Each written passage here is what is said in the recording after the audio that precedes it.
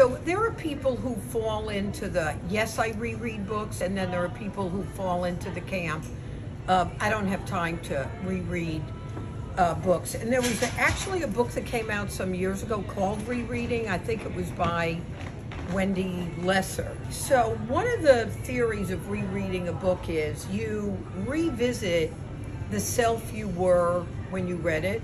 The other part of it is how you read a book is where you are in your life.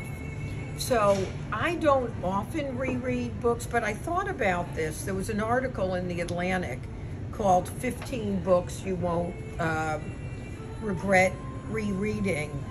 And it reminded me of all the books that like I adored, but then they sort of go away.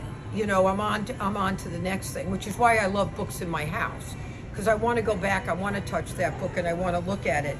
But I loved this list they had, and I want to, I'll tell you the ones that I agreed with. So they list as one of the 15 books, The Known World by Edward P. Jones. If you haven't read it, you must read it. The other book they talk about is Sweet Francaise by Irene Nemirovsky, which I adored.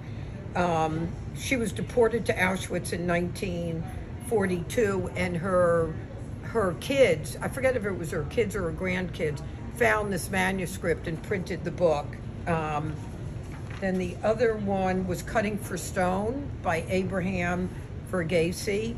I recommend reading that. A Tale for the Time Being by Ruth Ozeki was another one, and she's a beautiful philosophical writer. So here's what I'm curious about. I'm curious if you reread a book. Why do you reread a book?